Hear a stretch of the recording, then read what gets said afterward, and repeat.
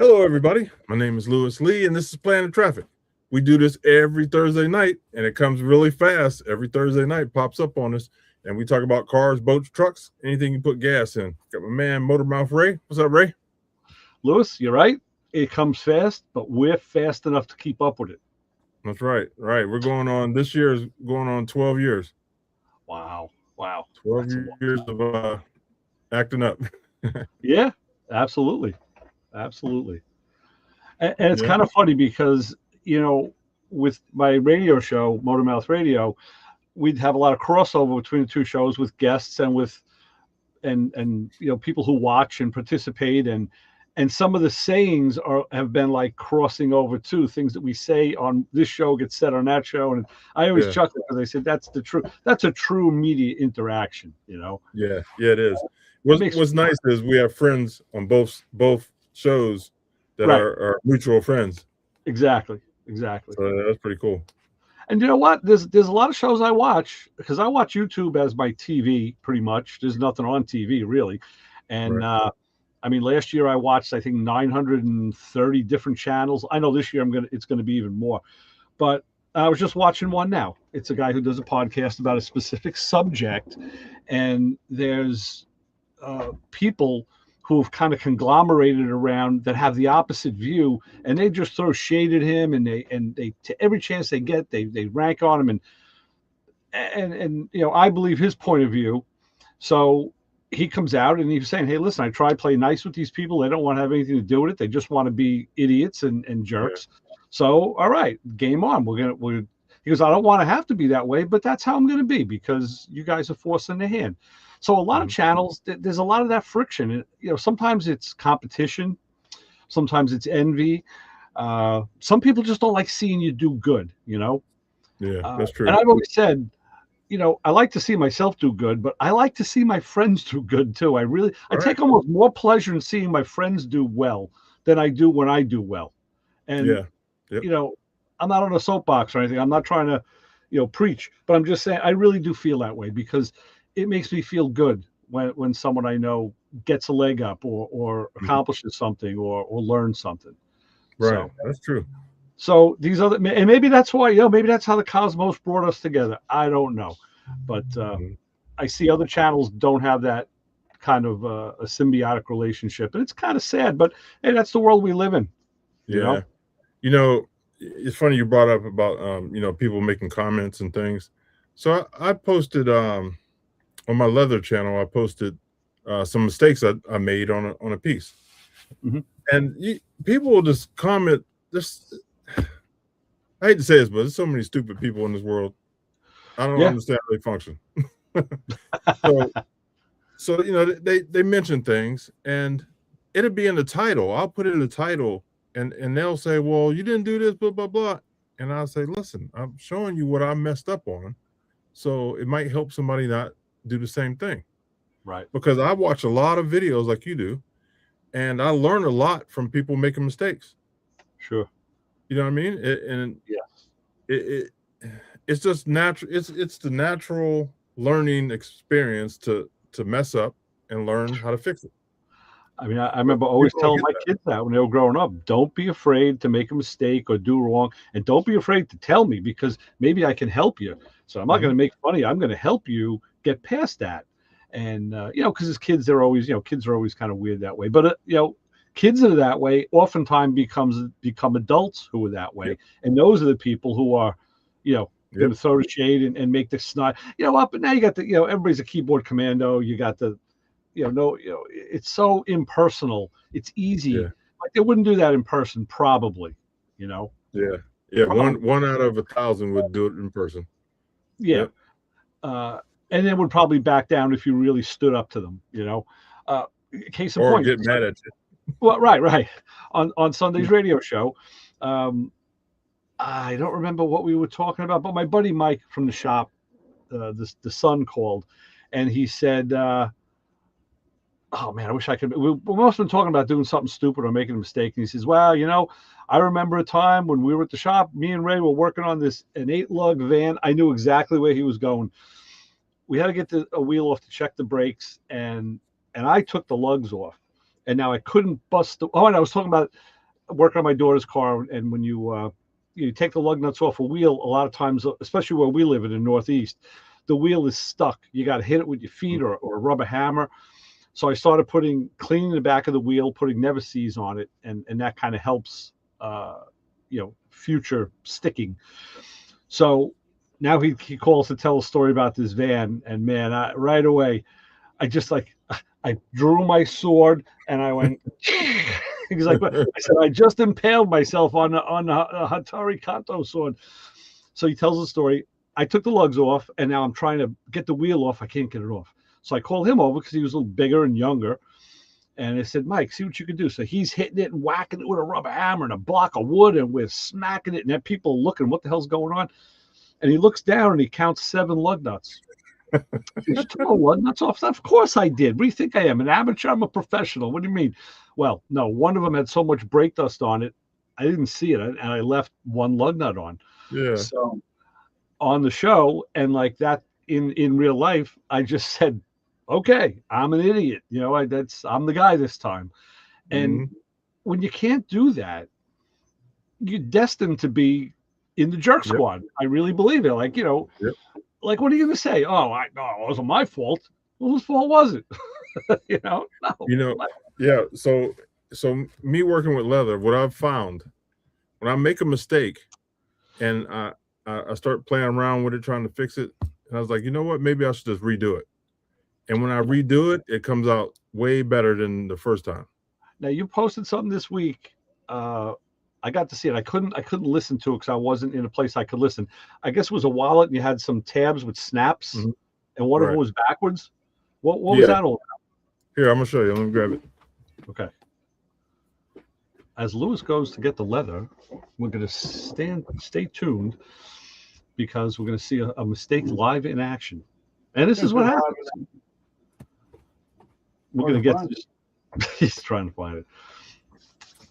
Yeah. I got a box full of products, and maybe you threw it in the screw up pile, so it's deep. Yeah. Okay. Maybe you chucked it out the window. So I designed this wallet, and this is the prototype. Okay. And it has 3 pockets. So this snap here, right, blocks the card from coming out, right? Yes. And it folds over backwards.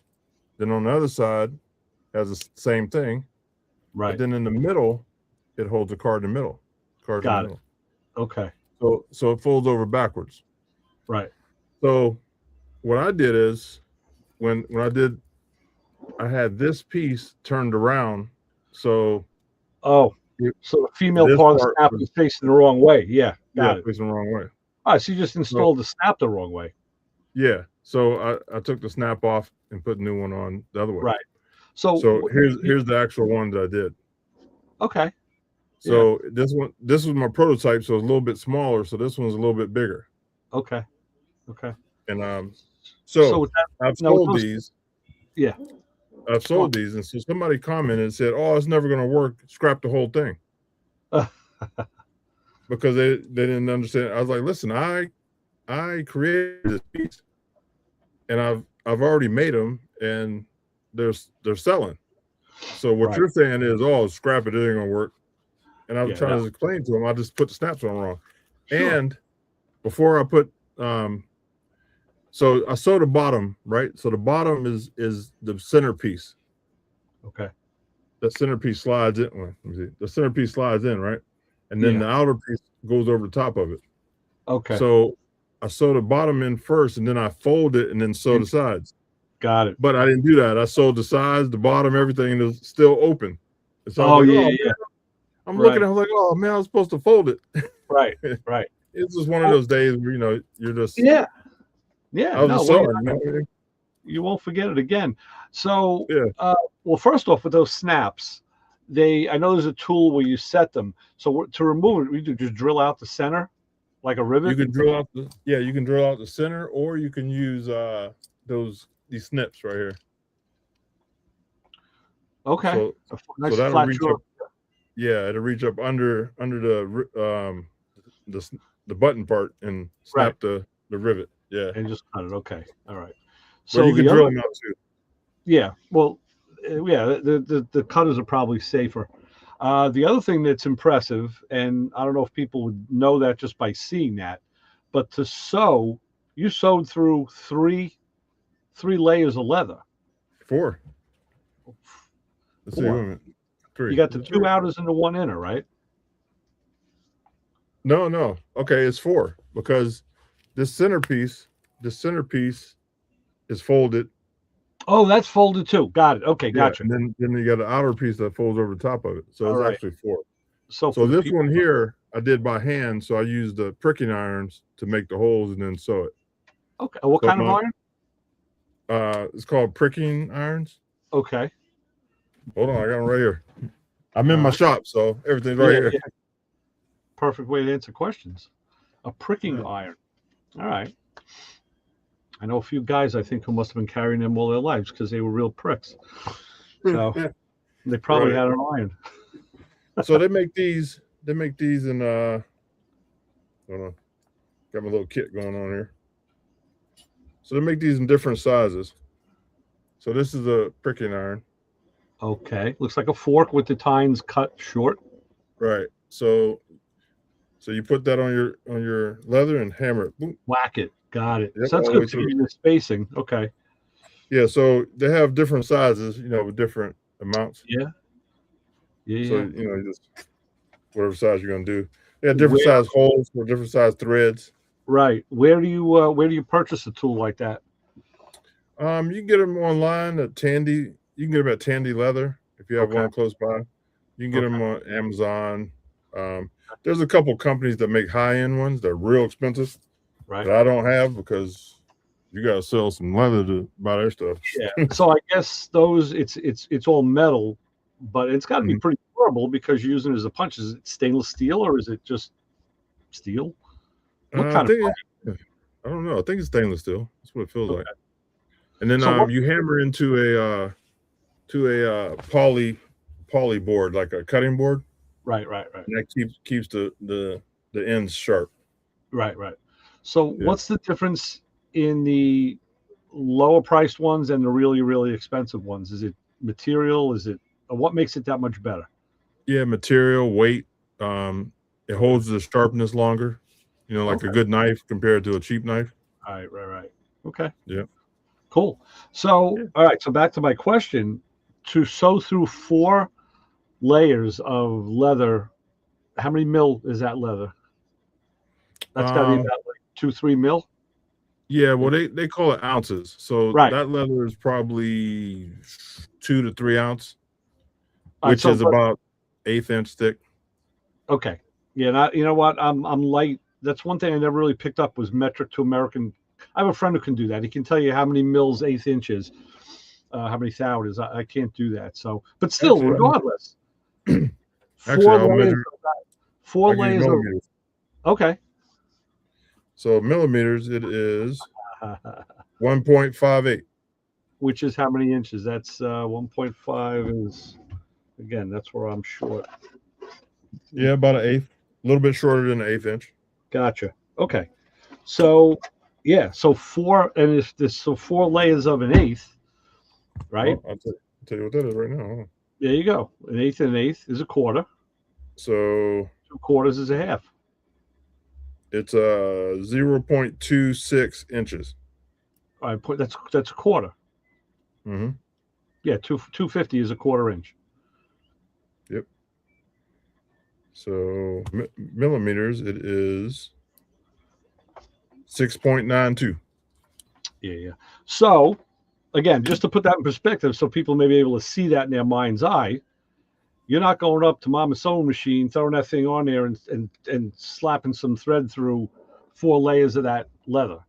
So what kind of machine do you need to punch hole to get that? Well, actually, you made the holes already, but you made the holes. You hand sewed those, right? Yeah, I hand sewed them.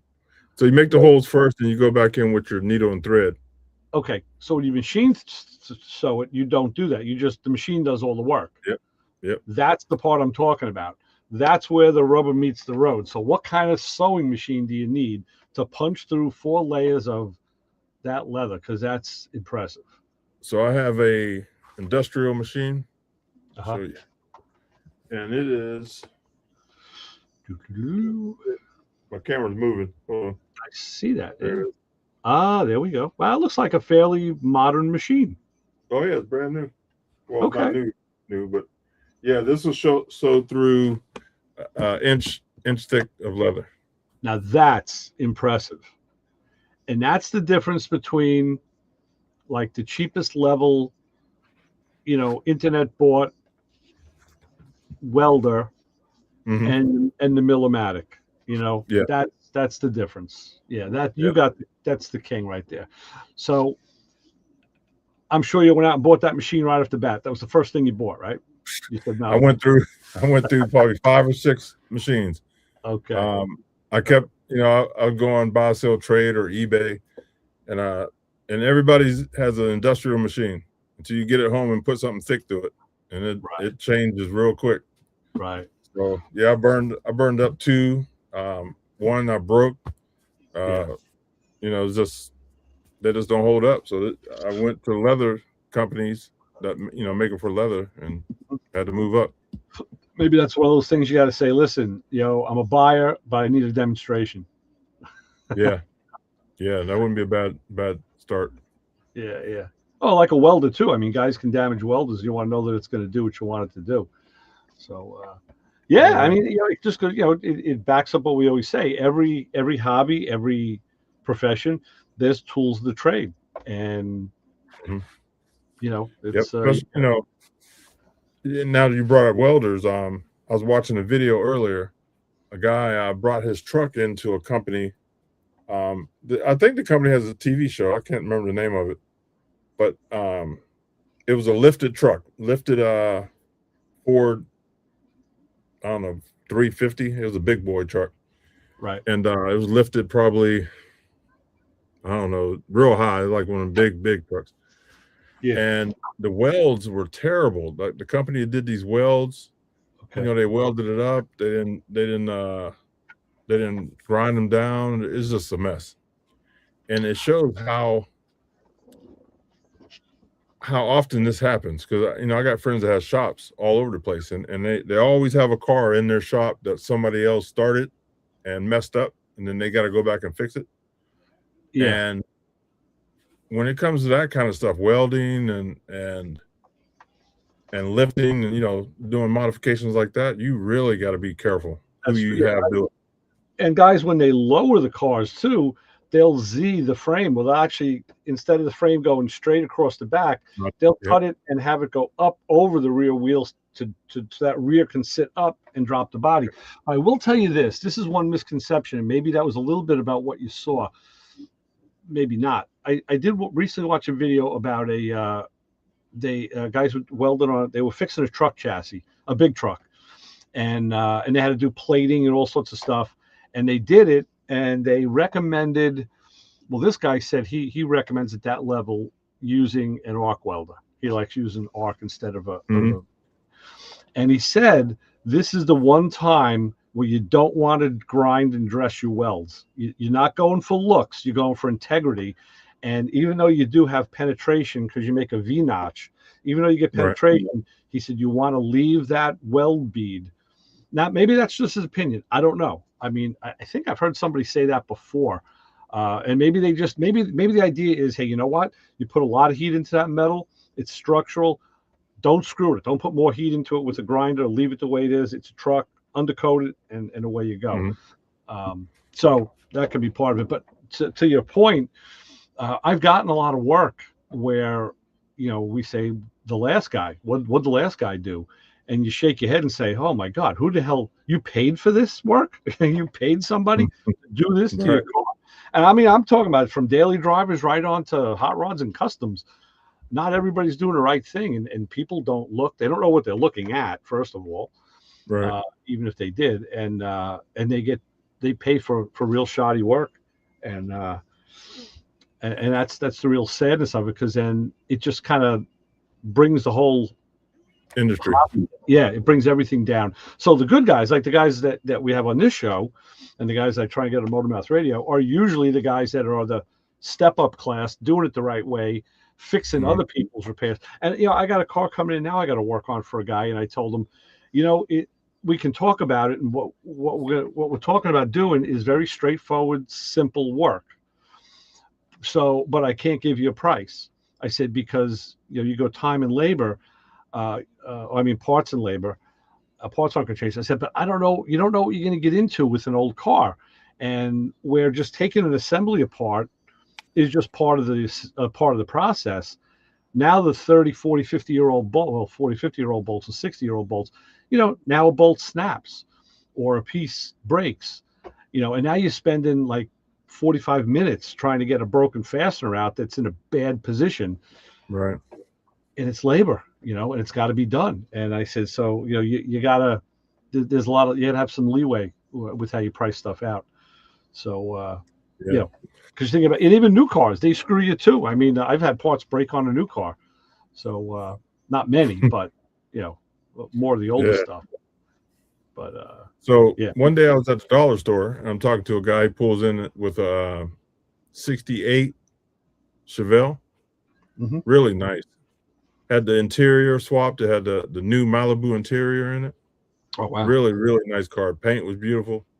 And he starts telling me that he had an LS swap done. And he took it to these guys, and they were supposed to put a 6.0 in it, and they put a 4.8. Oh, wow. It's 4.8, right? Yeah, 4.8. I don't know. Or 4.3. Well, there's a 4.3, yeah. I think it was a 4.3, yeah. So they charged him for a 6.0, and they never got it. We should look at the LS engine parts interchange. I'm sure it's in here. Yeah. Okay. So they never got it to run right. So he took it to another motor shop, and they started looking at it, and they say, "What motor did you say this was?" He goes, "Oh, it's a 6.0." They was like, "No, it's not. It's a small one." Right. But it's still, you still get the good power and stuff out of it, but that's not what he paid for. Right. So not knowing, that's why you take stuff to people, because you don't know how to do it. Yeah, sure. And these people, rip you off, and you don't know it until you go to another shop, or he had to take it somewhere else because they couldn't get it to run right. Now, it was funny because I was watching a video a couple months ago about the guy on a channel. It wasn't a channel I watch. It popped up in my feed, and they were at an auction, and they were looking at a car, inspecting it before the auction, and it was one of the hot rod auctions, and the car was reported to have a smaller LS in it, and some other componentry, and this guy and his buddy were looking at it, and they said, this car's got a 6.0 in it. This guy doesn't even know he's got the good motor. He's advertising it with the smaller motor, and they showed it's written right on the block, 6.0. It's right there in the front. Yeah. And he said, this is an easy one. He goes, it just tells you. And there were a couple other things too that the guy advertised wrong. He didn't even know what he had, and now he was trying to sell it. So they're like, yeah, this would actually be a pretty good car to buy because it's going lower. He's priced lower because he doesn't think it's the right stuff. Yeah. Yeah. You don't know. I mean, even with the internet now, you can find out a lot of information before you go and have somebody do stuff for you. So you'll at least know a little bit on what you're talking about or what you're, wanting. I just had a discussion with my cousin last night at dinner. He's a big tech guy, and now he's been getting into AI, and my daughter's doing a lot of AI as well with her work. And I'm very much at the fringe. I'm going to have to learn a little bit about it, but I haven't yet. So he happened to mention to me something. This is just how random things are. He was talking about the TV show Emergency. Now, I've been watching it for years. I'm a fan. I got the whole DVD, seven season box set, and a book that tells you all about it. Just one of the, I geeked out on it. So, right. So he says to me, he goes, yeah, I started watching it now. He goes, I know you watched it a couple times, but now I got into it. And he says, because there's something I got to find out. So it's just a stupid little fact. One of the firemen, guy's name was Chet, and all of the firefighters took turns cooking for the squad. Right. So, and they all had their specialties. So Chet's specialty was chili, and everybody loved it.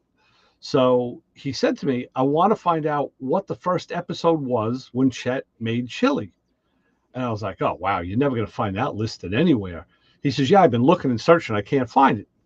So I kind of forgot about it. This morning, I'm sitting there having my coffee. I got the computer out, and I'm like, yeah, I wonder if I could, let me do a Google search. Let me search that out.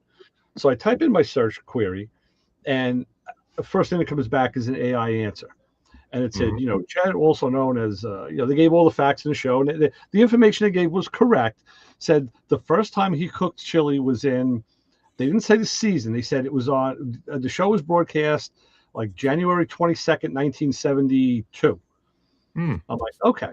Oh, and they said, and the name of the episode was The Chili Incident. I'm like, that doesn't sound familiar to me. I've watched these shows a couple times. I said, well, I don't know. You can't remember everything. So I went and grabbed my fact book, and I looked through, and there was no episode that I saw called The Chili Incident. Then I went into the episode guide, and I went date by date, and there was no episode on January 22nd. There was one on the 19th, and then one after that. Oh, yeah. So they were wrong. And AI, Mhm. even though they had half of it right, the rest of it was wrong. And I was like, this is why you can't trust it yet, because Mhm. unless you can verify and know that they're right, I mean, No, if I would have gone back and told them that, I would have been propagating the lie. So, and that's what AI does. AI goes to other AI sources. I tell my daughter this. I said, it's like in the 80s when I was learning computers. I said, we had a saying. I didn't make it up. It was like garbage in, garbage out. Mhm. That's computers only know they can give you back what you ask for or what you program in. And they don't have thought process. It doesn't have it can't guess what you want. It'll just give you back what you ask for. So, and this is a case of that where it's culled it from other sources and they were wrong. And but that's going to change. It will change Yeah. because as things get modified and Yeah, it's like he was, learning. yeah. So like he Yeah, was telling me, that, you can reply to that and you can correct it, and then they'll maybe use that in their algorithm too. Yeah, I was gonna say that it learns off of your questions too. Right. But So, the amazing thing is how fast it brings back an answer, oh, like seconds. yeah, just 2 seconds. I mean, as soon as I typed it, hit enter, boom, that was the first thing. It was right there. Mhm. Yeah, it is immensely fast. Yeah, I found a Just couple of things wrong. I use it a lot. I use it on a whole bunch of different things. yeah. It's incredible of how many different things you can use it on that you don't even think about.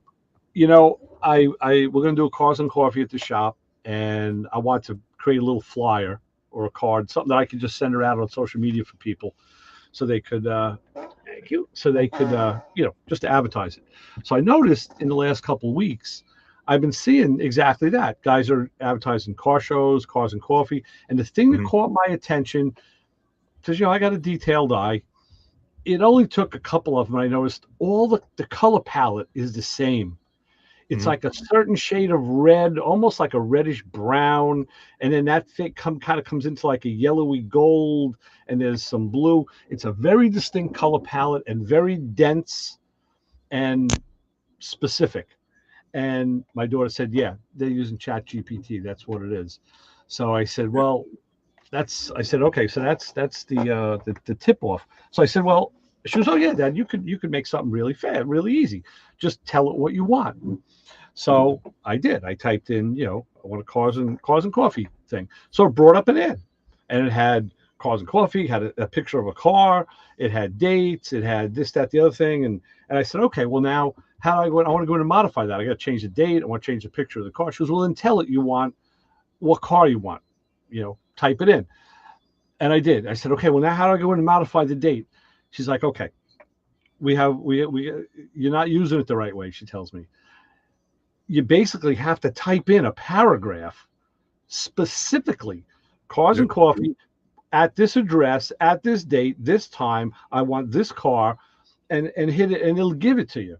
And I said, well, I don't want to type. I said, from all my training, I'm used to going in and modifying a graphic, like I used to do, used to draw stuff, used to draw up a flyer, you know but then in the computer age, I went in and even with like Photoshop, you could go in and add elements and a date bar or whatever.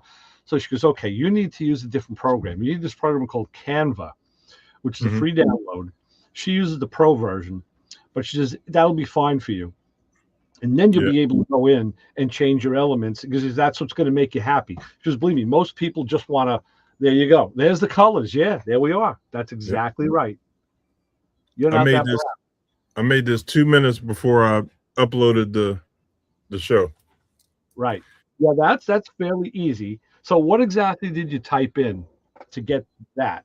I said the title of the show is Car Builder Show, the Car Builder Show, Right. and I put Plan and Traffic in, and then a picture of me, and it already knows my history on Plan and Traffic.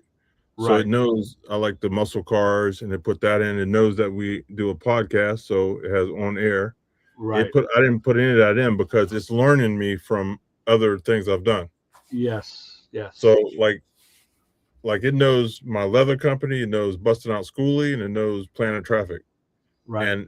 And when I do stuff, it'll say, do you want to use it for, Plan and Traffic or, whatever the case. Right. And it works that way. That's exactly it. Yeah. Yeah. Yeah.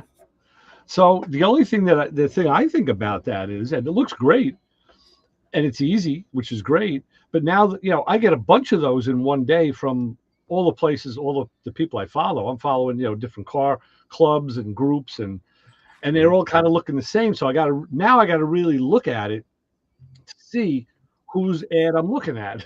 Because now you can tell it to change it up. So yeah. I did a ad for one of my leather pieces that I'm selling, and it looks like other people's ads. So I go back in and say, listen, I want to change. I don't want it to look like AI made it. I want it to look like old school, like a 90s or 80s ad. Got it. And so you can change it up. The hardest part is learning how to talk to it. What prompts. Right. That's kind of what she was telling me, because you got to learn what to ask for. And I said, okay. I said, maybe that will be the way I'll end up going. I don't know. I'm a little stubborn that way. I kind of like, you kind of know, you know what you know. And I'm used to going in and working with the elements. I'll change each thing individually. So I don't know. We'll see. Luckily, my wife doesn't depend on it. Yeah, right. So a lot of people are upset with it because it takes a lot of energy to make AI work. And that's where you're having people protesting the data centers that are popping up. Disney, they're suing Disney right now for facial recognition, which they use with AI things, which is an offshoot of it. But yeah, I mean, with something like that, that's kind of static. Now, here's another one. There's a channel I watch. The guy has a couple different channels, like most people do. So one of them, it's like Vintage Visions, I think is the name of the channel. And he'll start off with, it used to be, he would do like, I think I even mentioned this maybe a couple weeks ago, like starlets from the 40s or 50s. And he would have Jane Mansfield and a black and white picture on the beach. And they put a little blurb down there with text. Jane was a star in these years. She did these movies and known for this, known for that. Marilyn Monroe. Then they'd have Marilyn Monroe. And, it would just be a slideshow. And they'd have some nice smooth jazz playing. And it was like a 20-minute slideshow. Very, very nice to watch. Well, now they start off with the black and white picture of the girl or the woman on the beach. And then she morphs into color and stands up and walks out of the frame. And then you go to the next one and she's black and white and she stands up and I'm like, holy shit. Like, wow, that's amazing. It is. So it really is. That's, I think, the upper limits of it, which is it's impressive. You can make an actual movie by just prompts. Go in and type in what you want and it'll make your whole movie. We did we just had our Mother's Day show when I was away, and I put up a show from 2011, put up an old school show because it was really good, cool interviews. We had George Barris on, Butch Patrick, Antonio Fargas, a bunch of people. So what do you call it? I didn't have any video. We weren't even doing video back then. So I wanted to just put an image up and put the audio and, just to get it out there. But YouTube wouldn't let me do it. They wouldn't let you, because it had to be a video file. So my daughter says, I can do that. She goes, I'll put an image up. She says to me, let's use, use a picture of your car. Like, okay. So she goes into ChatGPT, and I guess she said, give me a 65 GTO on a road, by a horse fence behind a field. And boom, there it was. A car sitting on the road, nice field in the background, trees, sun. I said, okay, well, that's good. And it was a gold car, right color. I said, well, she goes, is it really, how close is that? I said, well, it is. It's very close. I said, but those aren't the wheels I have on my car. And she goes, send me a picture of your car. She's sitting right next to me. So I text her a picture of the car. Within 5 minutes, she's like, how's this? It's got my wheels on it. It's got my yellow headlights. It's got my yellow toe tabs. Like, damn, So she was able to use that as the image that just stayed through the whole video because, like I said, we didn't have video. And I said, all right, one day we're gonna have to talk about this. You have to tell me how you did that. So yeah, it's a blessing and a curse. Just like every technology that comes up. When computers came out, people were like, oh my God, the world's gonna end. Computers are gonna take over. They never did.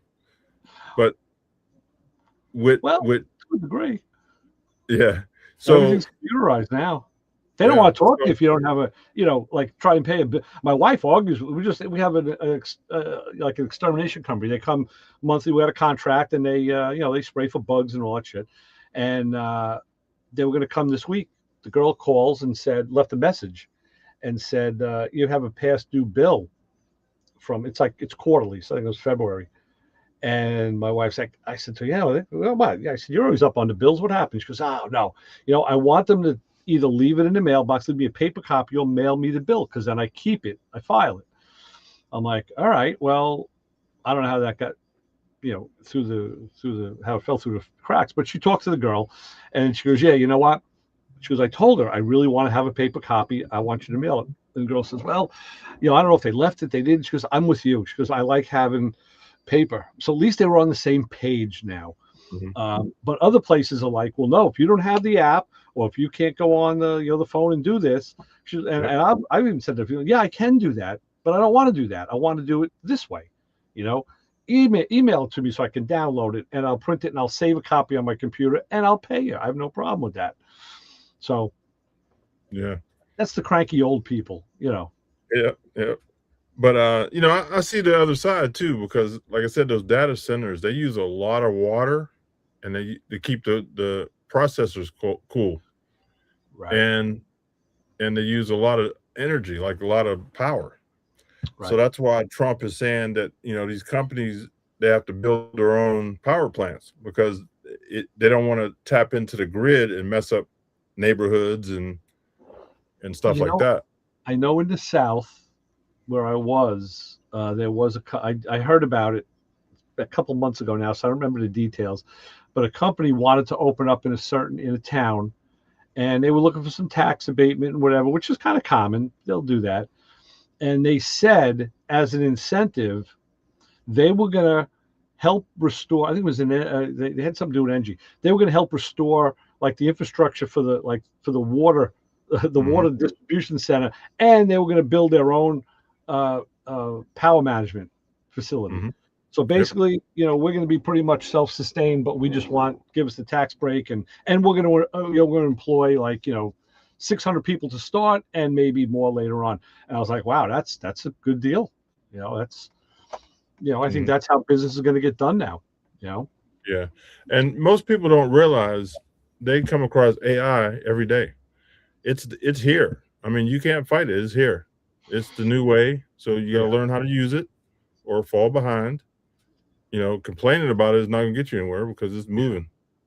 Well, know what I mean? Yeah, I guess a lot of people, I don't know. Give me an example for what you would see every day, because I probably see it and don't even know it. Well, do you use talk to text on your phone? I used to. I don't now. I don't anymore. I used to do that. Yeah. Pretty much all the smartphones, every app is using it. Okay. Pretty much.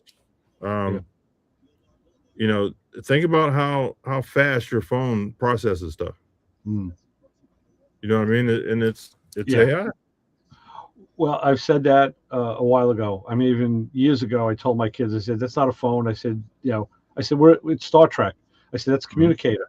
I said, you could video chat with somebody, can open it up. You can talk to somebody. Don't even use a phone. You can electronic message, text, you can email, you can see somebody, you can watch a video. It's a TV. I said it's all of that. I said no, people don't even use it for a phone half the time. So yeah, and I always tell my wife, I said that's a computer in your hand. You got to treat it like a computer, you know. So that's very true. It's stronger than computers that from 2000. The phone is stronger than the biggest computer you have. Yeah, without a doubt. Yeah, and smaller too. Yeah, I remember when after my flip phone, I got I guess it was an early smartphone, but I didn't have it enabled with the smart. You could buy different levels, and I still had call and text, and actually, it was Dita Parisi. She came in on the show one time, and she's like, "Oh, you got a smartphone? I'll send you." So I'm like, "No, I'm not. I don't use that way. I got a dumb smartphone." And I remember saying, "Yeah, this thing's got a camera. Well, just take a picture." Like, no, you know what? I got a really good digital camera. I use my camera as a camera. I'm an amateur photographer. I appreciate good photography. I'm not going to use this stupid phone. And then I thought, I was out one day, and there was something I needed a picture of. I was like, I'll just take it on I'll just do it this time, one time. Now I got like how many thousands of pictures on the phone, and you can't tell the difference. Yeah. So this is the first smartphone. Okay. It's the Palm Pilot Trio. Yeah, there you go. Okay. All right, and it has a little stylus to write with. Yeah. Right. All right. So in 05. 05? Yeah, 05. I used this to go with Nav. It was Navstar, I think it was called. And you paid monthly for the map. Wow. Yeah. And I put it in from New York, from Manhattan, or not Manhattan, from Long Island, all the way to Vegas with this. And it was wrong half the way. Yeah. But it got me there, but it was a little bit wrong. But that was the first smartphone there. And people laughed at me in church. Oh, Nextel. Still keep these around for when the world crashes. But then I got whatever. But those were the days where, like, you had to buy your text package, and you had to like triple tap the key to get different letters. Then I got a phone where it slid. I think it's another Nokia. The phone slid and it had a keyboard, and you could actually hit the letters you wanted to hit without hitting it 3 times. And I was like, wow, this is great. What a luxury. That's what the good old days. Yeah, that's what we take for granted. I tell you, I always told my kids that. I said, you look at your grandparents and what they went through, because on both sides, their grandparents, my parents, my wife's parents, were immigrants, and they lived on farms. And like my mom had to pump water. They had an outhouse. They had like one coal stove in the house that would heat the whole house. And they had like a bed heater. They put some coal in the thing, put it in the bed. I mean, that was like real, tough living. No telephone in the house, of course, no TVs. This is early on, And then they went through Depression. They went through World War II. And then when they were adults, I said, then they had like wall phones and TVs and indoor plumbing and indoor heating and all the modern conveniences. Look how their lives changed. VCRs every time I went to my in-laws' house, the VCR would be flashing 12. Oh, can you reprogram? Yeah, I'll reprogram it for you, no problem. I couldn't understand why they couldn't do it.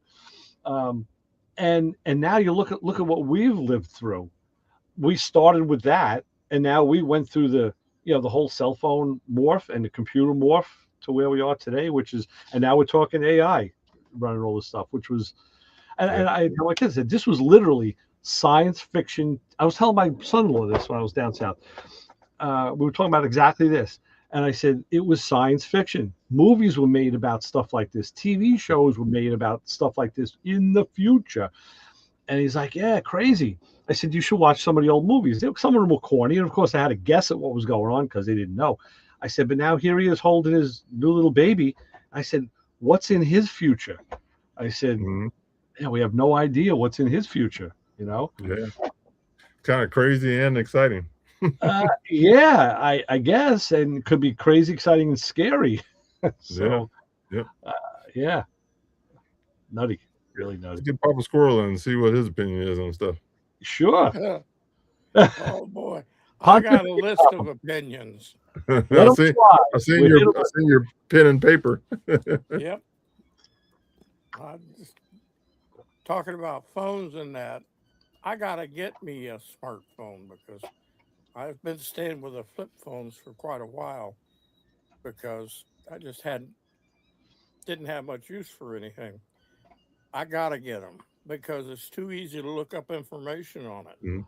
It You is. know, my wife is always looking up something for me or my daughter with their smartphone. And And the best part is when you're talking to your wife about something like blue baseball caps, and the next time you come to social media, you're getting ads for blue baseball caps. You're saying, "Damn, how'd they get there?" Yeah, because they're listening oh to you. God, yes. The other thing I like is when you talk about um, technology change and all that. I was talking to my wife in Japan on the computer, Hmm. face to face. I mean, I love it. You just get on her Facebook page and wherever she's at, you find the little phone thing, you hit it, it rings. If she's there, she answers it. You're talking thousands of miles away Right. in Beautiful, real right? time. Oh Yep. God, yes. And it's not costing you anything. Yeah. Think Extra. you used to call another county, it'd cost you long distance. Long, Oh and God, you had to yes. wait till after 9 o'clock at night, right? Till Yeah. the rates went down. Oh, I remember not being allowed to make long distance Oh calls yeah. Yeah, when I was in high school yeah, yeah. because they were expensive. Right. And you're in Texas and you have a girlfriend in Mississippi, it doesn't work too well. I'll call you after 9. I Right. Yeah. And remember those. Grandpa, Debbie was telling her grandfather, said, Grandpa, you've seen an awful lot of change in your lifetime. He said, Honey, I haven't seen as much change in my lifetime as you're going to see. Yeah.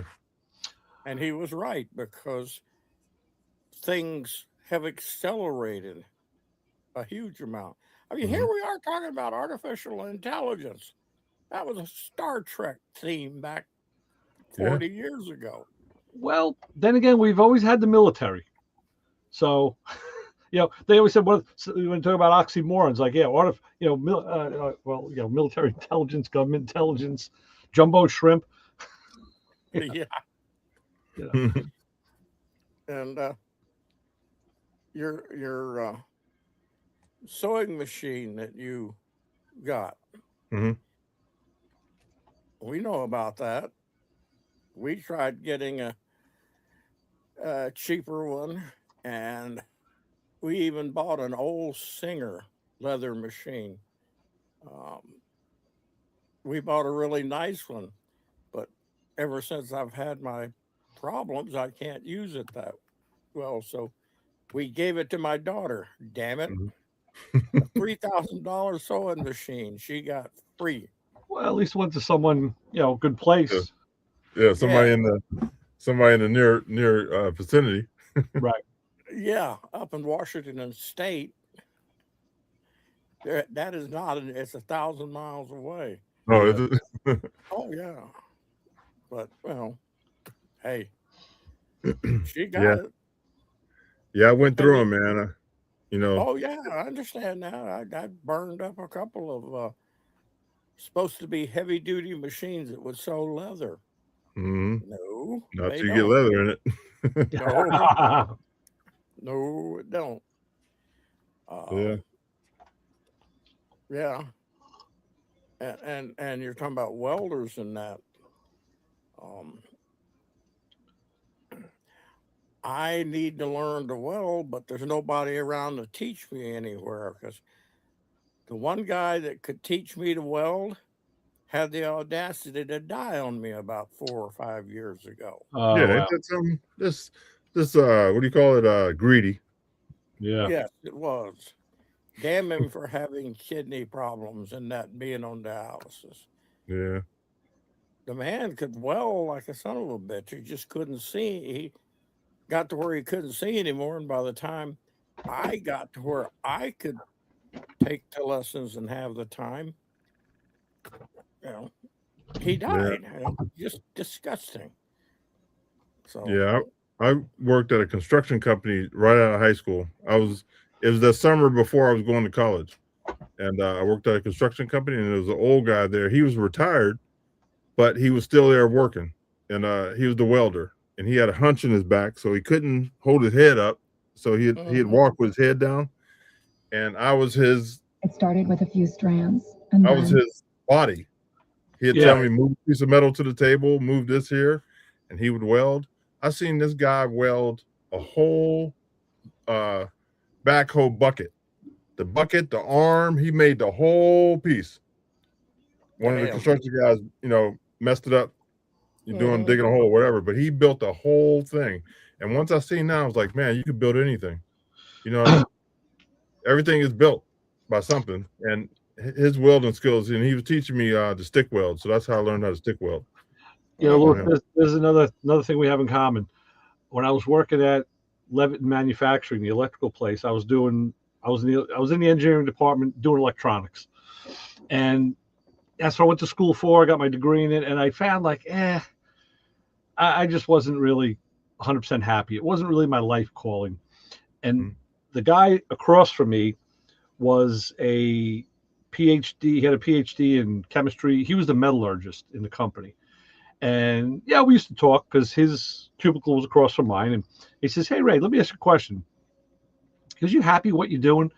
I'm like, "What do you mean? Like at work or out of work?" He goes, "No, at work." I'm like, I don't know. Why do you ask? Because I see you. I see what you're doing. I see you coming to go. And he says, "It just doesn't look like you are really immersed the way most people would be." I said, "Nah, Jack." I said, "You got a good perception. I'm not. Not really what I do."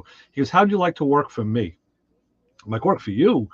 You're the metallurgist. I don't know anything about metallurgy. I'm not a chemist." He says, he had one eye. He says, "I'll tell you," he goes, "I know everything there is to know. I have a PhD. I teach it." He said, "But I can't physically do it. You and I see," he goes, "I see your hands. I see the way you work. You have good hands." He goes, "You're going to be the hands to my eye." And I said, "All right."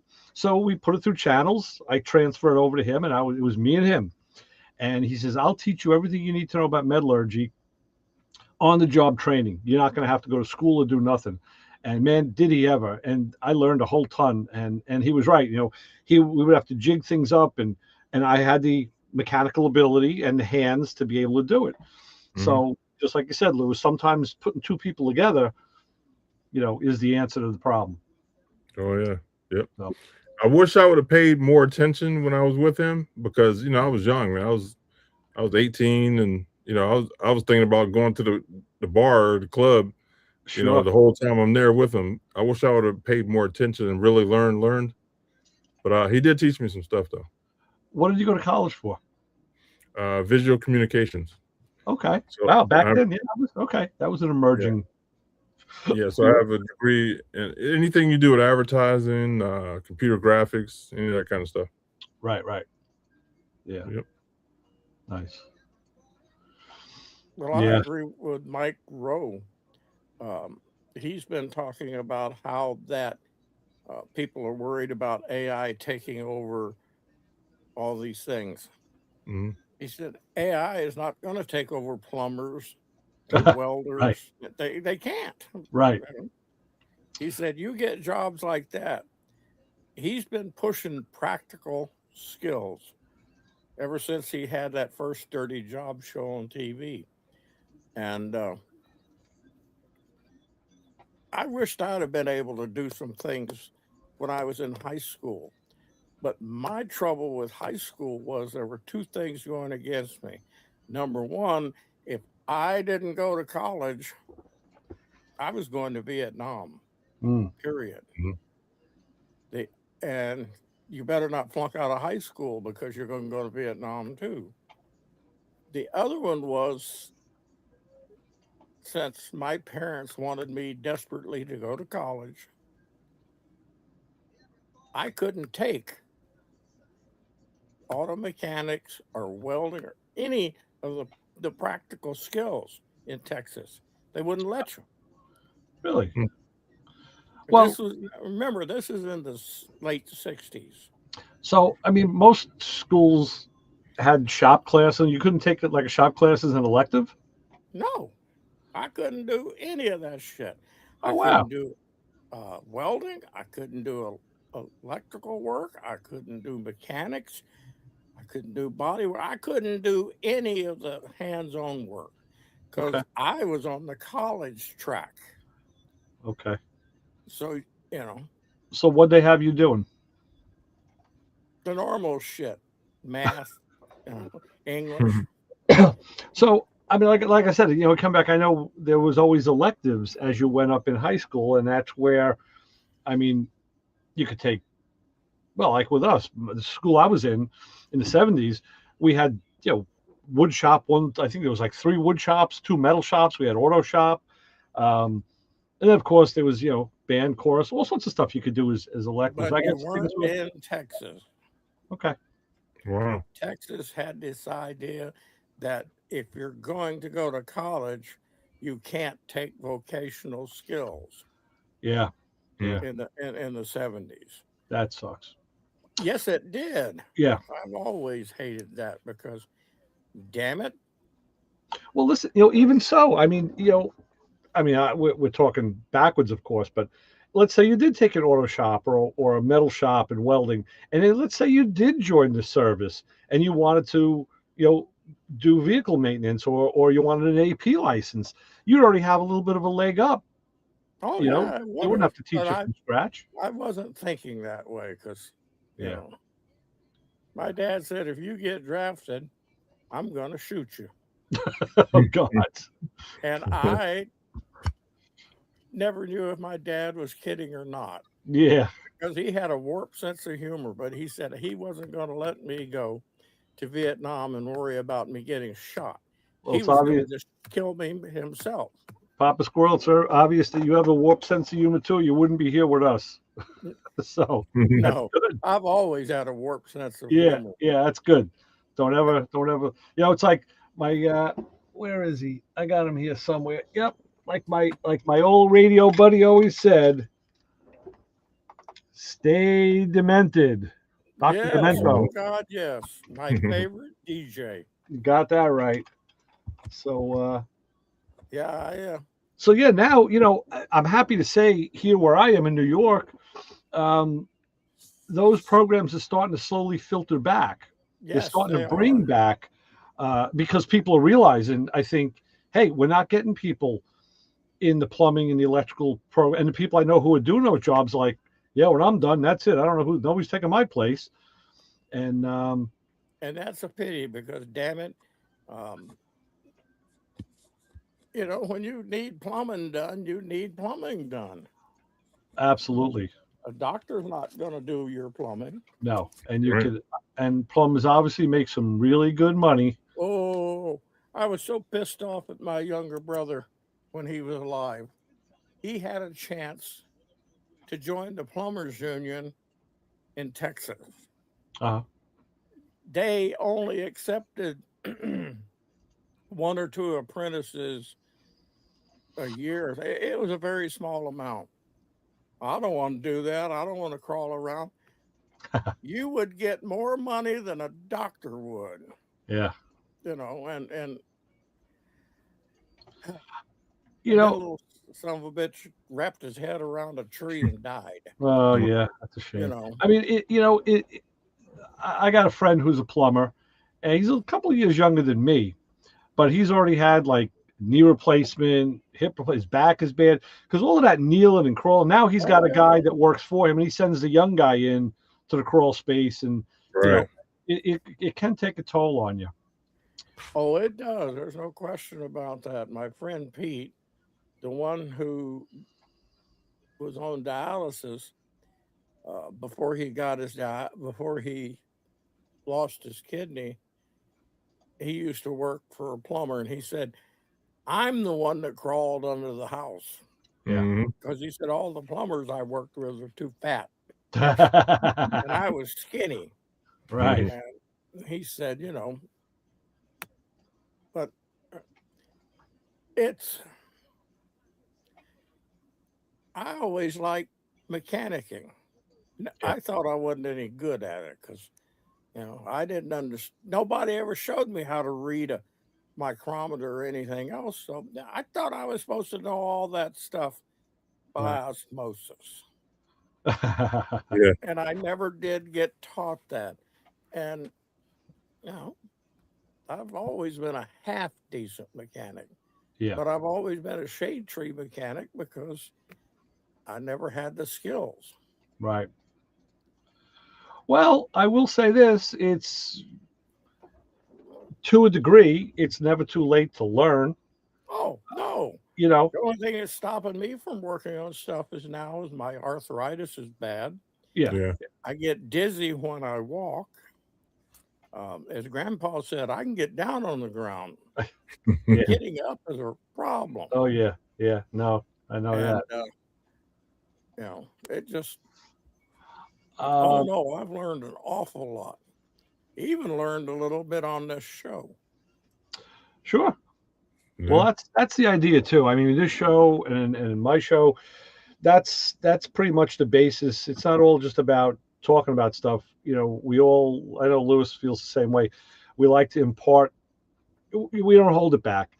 There's plenty of dead guys with all the information. I don't want to be one of them. I love working with younger guys.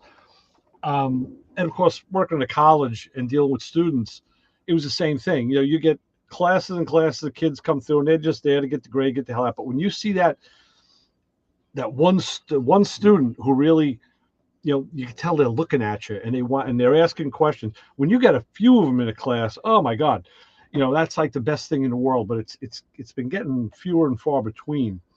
And that's why the industrial arts classes and all are the better because, we always had better luck like with night students because night and weekend students were usually paying on their own dime to be there. They were working during the day. Right. Instead of the kid that just had to go to keep his parents happy. But So I got a question for you too. Do you remember the time when you realized that you were the old guy that knows something? yeah, there's been a lot of those times. So I was working with a younger kid, and he was trying to get a bolt out, but he was like going in at a funny angle, and he wasn't utilizing the tool right. Right. And I told him how to do it, and he goes, "Oh, this is a lot easier." And that's where it clicked on my head that I'm not that guy that's under the vehicle doing it wrong. I'm the guy showing the younger guy. You know what I mean? And it clicked that. I've learned a lot from guys telling me how to hold the wrench or how to.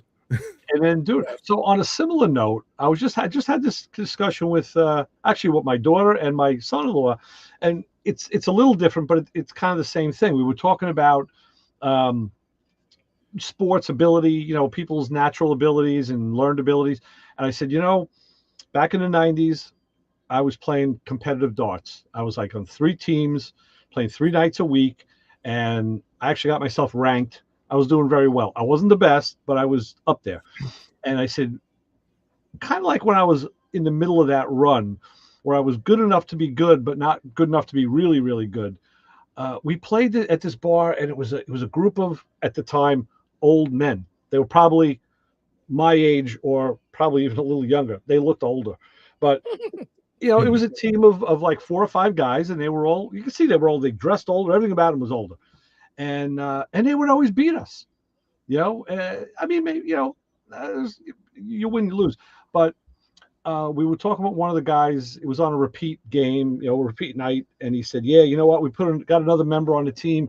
Actually, he came up to me. I was the captain. He said, I added a member to my team. I just want to let you know, he wasn't on my roster originally, but he goes, it's a friend of ours. His wife passed away. The guy doesn't know what to do with himself, so we're getting him out of the house. I said, no problem. And usually guys would squawk that. They'd call foul. They'd call the league office. They'd be protesting it. I said, dude, no problem. I said, I don't care. What, fine. Good for you. Good, hopefully keep him out for the night. And I actually played against that guy. And I think he always beat me. I think I might have given him a real close game one night. But we were talking afterwards, and I said to him, what kind of darts do you throw? He's like, oh, and he hands me these 3 different shape and size darts with different shafts, different flights. I mean, it was like a blind man put them together. And I said, you played really good. You've beaten me. I said, with these darts, he says, let me tell you something. He goes, I bet you probably have, and this was very true. He says, you probably have like $100 set of darts. I'm like, yeah, I do. That's like a Snap-on wrench set, right? Mhm. They were titanium. He goes, yeah, probably titanium. And I said, yep. He goes, yeah, you drank the Kool-Aid. I'm like, what do you mean? And this was the thing, the statement. He says, it's not about the dart or the equipment. It's the hand using it. He said, it's the hand-eye coordination. He says, someday, if you keep at this, you'll be able to pick up a set of darts like this and give somebody else a good game. And I was like, man, I don't think well, fast forward, that did happen. I happened to be out somewhere, maybe at a bar. Hey, want to play darts? I don't have my darts. You know what? Is there bar darts? Give me the bar darts. So I took a couple of shots, warmed up a little. Like, they felt different, but I was able to adjust. And I was able to give this guy a good game. I won, he won. And that's when it clicked, like, man, that guy was right. It's all about the experience. And if it's the person, it's not the equipment. Now, not to say equipment can't help you be better, because it can. But Right. I'm sure, like, a professional basketball player could run out on a local court, pick up a ball and give the guys a game, Yeah. So that was kind of one of the moments of my life that was monumental, where I realized, like, hey, wow, now I'm that guy. Now I'm the guy who can. And I've said that to other people, like, look, oh yeah, you spent a lot of money on that shit, didn't you? You know what? You suck at it, because it's not the equipment. Practice the rudiments, practice the fundamentals, and you'll be good with anything. So You're talking about, you realize you were the old man that knew a lot. I didn't realize how much mechanical stuff I actually know. I was up at my daughter's this year, because she takes me up there for, it's going to be 6 months now. Right. So Debbie can go sell at these rent fairs. She said, Dad, you have a lot of knowledge that we want to use. I go, I don't know that much. He goes, yes, you do. Yep. That makes you feel good when your kid Oh, sure. tells you that they think you're pretty damn smart. Yeah. I just found out Brian's about 10 minutes out. I told him we'd leave a light on for him. Yeah. That was another thing. Yeah. Now here we go. As a parent, as a father, that was the crowning achievement for me. And, because you teach your kids lessons, you try to teach them without preaching. You try to, like, talk to them, or at least I do. I'm sure you guys did too. You try to tell them in a way that they don't think you're telling them. Right. But and when I heard one of my kids say something back, or say to somebody else what I told them, I was like, there we go. That's the moment right there. I said, they did listen, even though, they didn't do it for like 4 or 5 years. Then all of a sudden they're saying it, like, yeah, that's that warm and fuzzy. Now, that's all I want. That's all I want. That's what Debbie said once, because Marilyn was talking to somebody, and she said, I realized I was listening to what I had told Marilyn. Right. And I didn't think she listened. Right. But she was lecturing a kid and talking to them. It made her feel good too. That's how you did it right. I mean, and that's all the recognition I ever wanted. Boy, that's such a good feeling. Yeah, it is. Yep. It really is. And then on the other hand, when I get my wife telling me, she spits back something to me that I was saying, but like she's throwing it at me. I'm like, hey, what were you paying attention to me for? I said, your own conversations. You're not supposed to know that stuff. Yeah. I remember this was a big part in my life, is I remember realizing that my dad was really smart. Yeah. Yeah. You know what I mean? As you're growing up, you're like, oh, yeah. And then, he tells you, do this way. And in my mind, I'm telling him, no, that ain't going to work. That ain't physics. That's not going to work. Do it, boy. And I would do it, and it would come out right. And I'm like, wow. Yeah. This dude's smart. How do you know that? Yeah. How do you know that? Right. Well, I Well, always thought my dad was pretty smart, but I also knew he was pretty damn dangerous. well, that's a good combination. Well, he went through the Pacific War all 4 years, and then he went through Korea Okay. and survived Sure. that. And you don't think about it. 'Cause that's your dad, you know. Right. So you're sitting there watching a war movie, and one of the guys is cutting a sentry's throat, and Dad goes, "Don't do it that way. They make noise." And I That's look great. over at him, and he goes, "Well, that's what I've heard." And I'm thinking, I "You're read about lying, it. Dad." I kind of had this. I kind of had the same thing. Now, my dad passed when I was like 7, so I grew up without him. But he was in the Navy. He was a lifer, and he was a mechanic. And going through papers, and I remember we always had stuff around the house, like, and I still have a couple of them, like hand sewn, like leather, like footstools and ottomans that came out of Africa. We had fez hats, or I knew what a fez was when I was 8 years old. Like, we had those. He was all over the world. Mhm. And I just thought, oh, hey, he's taking these trips. That's pretty cool. So years later, when I was going through paperwork, I started seeing that I found something that was pretty interesting. So this is back in the, 50s into the 60s. And he had this whole binder from this training class he had taken on jet engines. And now, knowing what I know now, I'm like, wait a minute, we didn't, at that time, I'm looking at the dates, we didn't have jet engines yet. They're like, the Russians beat us with the first jet. And then we were like right there. So we were right behind them. But I'm like, man, he was dealing with this stuff before we actually had it. That's pretty impressive. Now I ask him about it, but I can't. So, again, in retrospect, you say, wow, it's you don't know what to take for granted. It's pretty cool stuff. One of my uncles,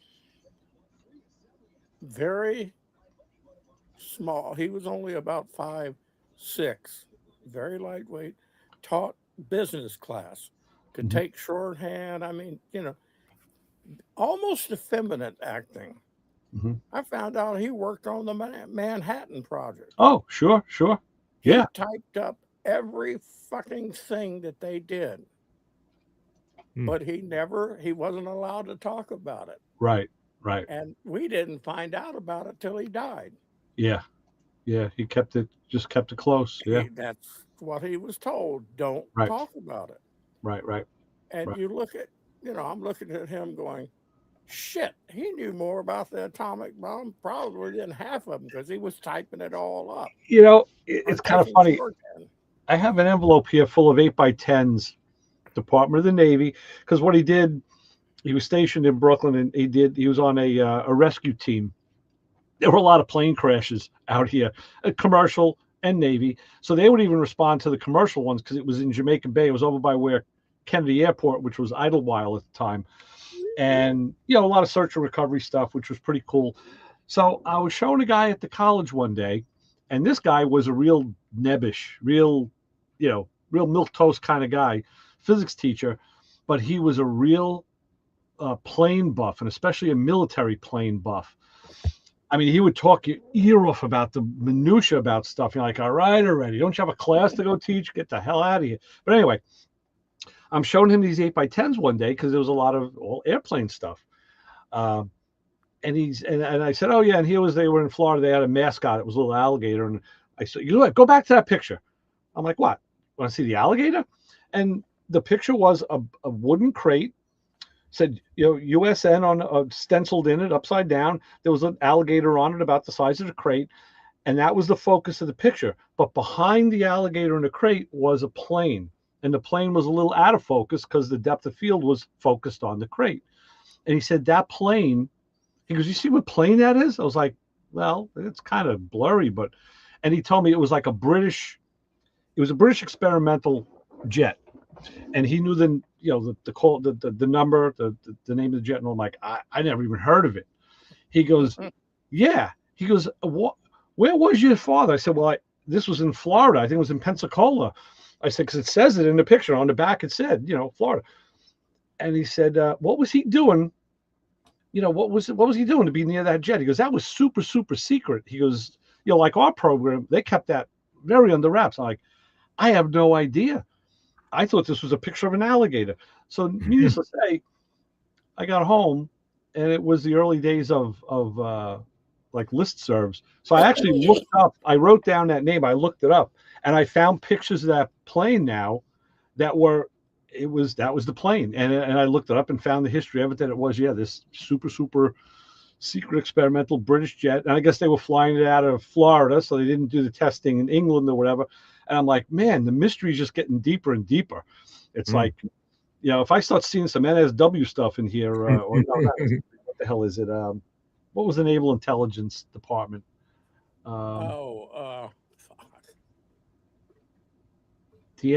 Department of Naval Intelligence, was DNI.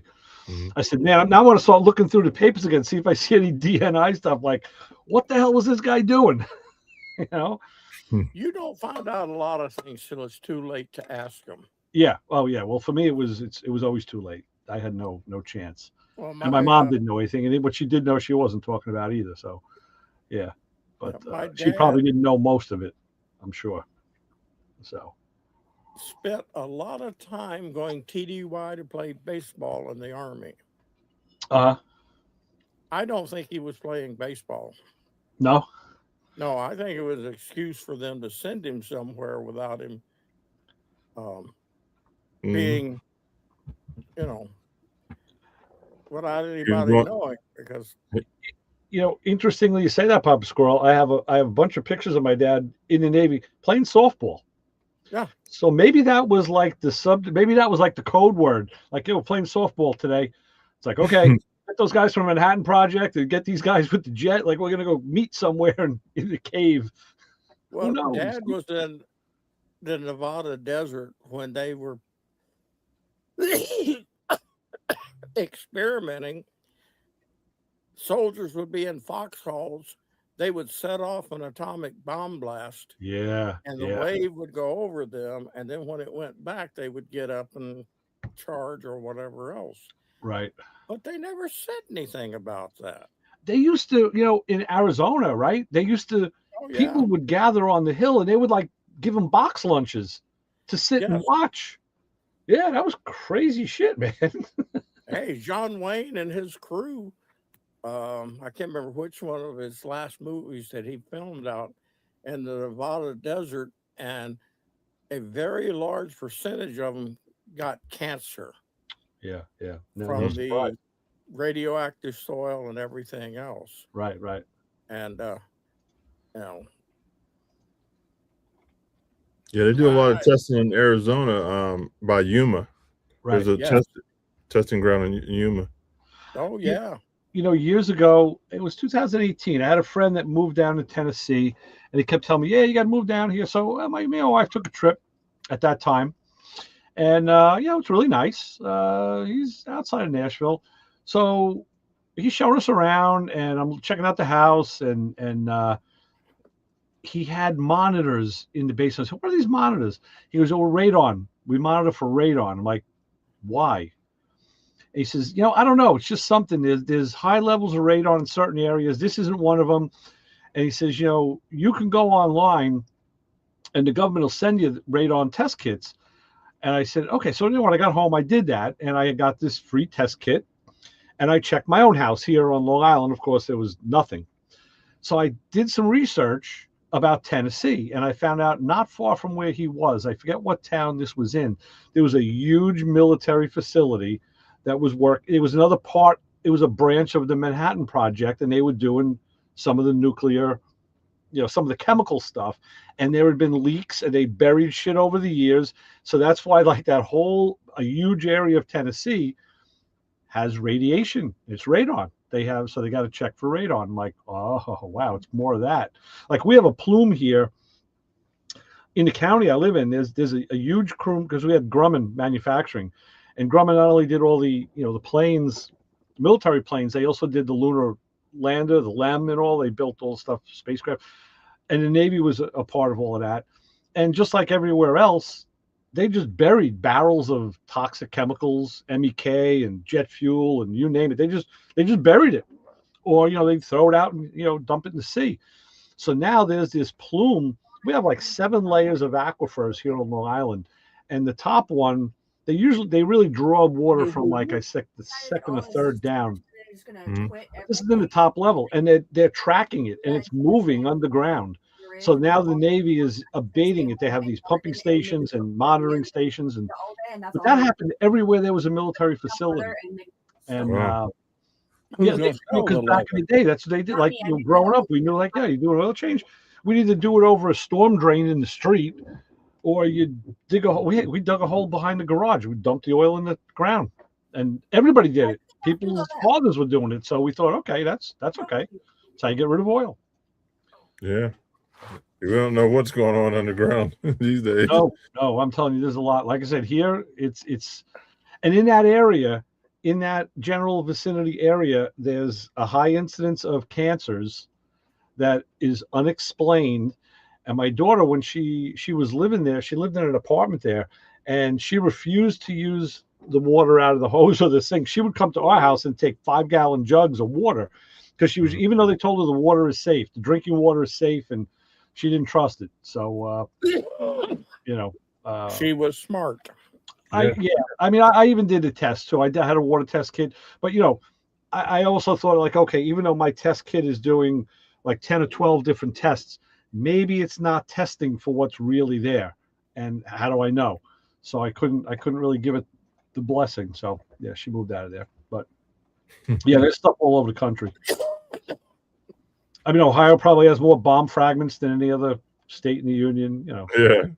Well, we had the river that was on fire forever. Yeah, that's cool. I think I sent that to you, didn't I? I even saw a thing on TV about that. I think it was like, there was a show that was talking about like America's, lingering disasters or whatever. And there was that river that was on fire, and that was from, was it Dow Chemical? It was a chemical facility. Yeah. I think. Chemicals dumping in the river. Yeah.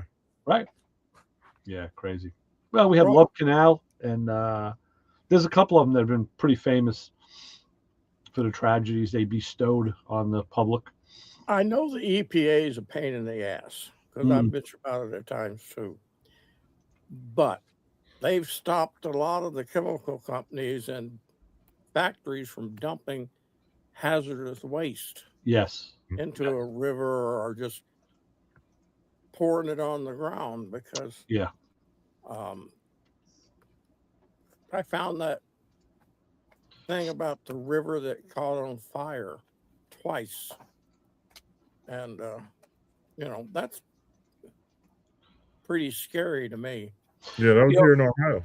Yeah, there's another site in Pennsylvania where there's just this, the town is gone, the town is evacuated, there's just this eternal flame. It looks like Kennedy's grave. Is an eternal flame. It was a mine shaft that was deep underground, and I don't remember the specifics, but I guess from just fishing, from heat, the gases and all lit, and they vented it. So there's just this flame coming out of the ground. It's been coming out since, I think, the early 70s. Something like that. I saw it. A coal seam caught fire. Yeah. And they couldn't put it out. Right. And they had to abandon the town because it was killing people. That's right. So imagine when the Tesla plant goes up and those batteries, like, you see what happens with EV fires, right? About that.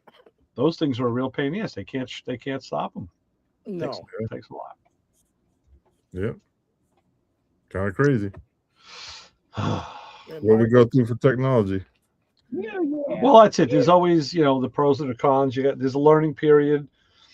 And I always think, I always say this, like when we talk about wars and whatnot, and I say, the one thing this country never did is we never learned from our mistakes. I mean, Popsicle, you just mentioned going back to, World War II, Korea, Vietnam especially, and then go through the modern wars, Iraq, Iran, we still, I think, and I'm no military expert, correct me if I'm wrong, certainly, but I still think we always underestimate our enemies. We don't, in all of those wars, we were coming in like a heavyweight boxer, and they were and they were like, hiding and jamming from us, like in Vietnam, right? We're coming in with, all right, napalm work, cluster bombing work, but they went in the mountains, they hid. Then they came out at night and they ambushed us. It's like it was sapper fire. It was always like that. They always had a way around it, and they did it in Korea too, but we didn't learn. And I don't know. There's people who know more about it than me, but I still think, oh, there he is. Hey guys, Hey, bro. what's up? Uh-oh. Now you're looking better. There we go. Am I here still? Yep. You're here. Okay. Your wife must not be home. Yeah. No. They're Now you're my- sideways, Brian. You're sideways. Oh, Sideways again. Turn it the other way. There you go. yeah, they're in Miami. Hmm. They let you up into the top of the house tonight, huh? Yeah, it's been crazy. Okay. All Yeah, right. no, they're down in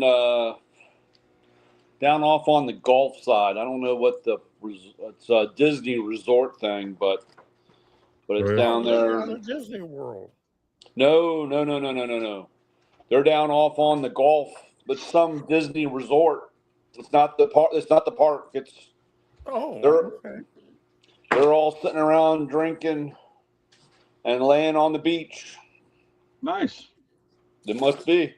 And you're staying home working. Well, I found out when they said we're leaving, and I said, okay, have fun. Wow. You didn't know prior to that? Well, they said, can you watch the dogs? I guess so. All right. Wow. Kind of sounds like when my wife told me that she and her friend were going to Japan. When? In a couple of weeks? What? Well, so But I wasn't going to go with them because I left this country once for a year in Korea, and I don't want to ever leave this country again. Yeah, I don't blame you. Yeah, I'm not excited about leaving either. Yeah, no, me neither. There's enough here I haven't seen. well, the Yeah. funny part, my Jenny had said something about. She goes, "Oh yeah, I see that you never got your passport renewed." And I said, "Yeah, well, I really don't plan on going anywhere." And she goes, "Oh, okay." So I guess she's got something planned. I guess so. Because you ain't going. So I said, "Well, I don't think." She goes, "Oh, well, I guess so." And I said, "Well, it wasn't like you were going to take me anyway, so." Wow. Well, if she You sneaks got up, to stay home and make the money. yeah. Yeah, unfortunately, though, Papa Squirrel, I'm not really making anything right now. It's costing me too much. Hell, Yeah. it's $6 a gallon for diesel or $7. Yeah, it's disgusting. And actually, I got bit. It was kind of funny. So Monday, Monday, I had to stop and get fuel, and I didn't have any cash. I mean, there's absolutely like no cash floating around right now. It's all credit card, Yeah. And so I said, all right, well, I don't have any cash. Put it on the card, and of course, here the card stops at $75. Really? Yeah, they won't pump more than $75. So you have to restart it again. No, well, I just run the 75, and Ah, so then that was Monday. So Wednesday, I had to put fuel in, so it's another $75. And tonight, I said, "Oh, I'm just going to go ahead and put in the money," and then because what I do is I pay Friday night or actually Saturday. I pay how much I paid in fuel. I paid, at the bank. I paid the credit card. I pay it then. So I said, well, tonight I'll stop and go ahead and fill up. Monday's a holiday. I'll just go ahead and fill up. So I stopped. Same gas station, same pump, same place. Put it in there, put my card in. I walk in the back. I do my paper. I'm going to start my closeout. I come out. The motherfucker ran till full. $175. Oh, 100. It was 169.89, and I was like, "Fuck." I said, "Damn it!" The last 3 days it stopped at $75, and now they decided to let it run till it. yeah. So I'm like, "Great!" Now I got to come up. Before I was like, "Oh, okay, I'll pay $150 and pay my credit card." Now it's going to be 400 and something. Yeah. Hey man, they got you. I mean, the way to look at it, you're gonna use the gas either way. Just Yeah. Oh, I know. More, I'm just trying. I gotta hold on to my cash though, dude. They're Yeah, sucking it dry. Yeah, I know. You got to sell those hypo heads. Yeah. I don't even want to talk about stuff like that. All right. I don't even want to make. I don't want to make the mistake I made before selling stuff like that. Yeah, Because you ain't gonna find this stuff that's true. That's true. unless you want to be the guy paying the premium price. And I've already got guys bugging me about. I have one of the district reps. Oh, we're still alive. I can't talk about that. Yeah, you know But what? I was going to shut down anyway, real quick. Yeah, take care of that. Yeah, hold on one second.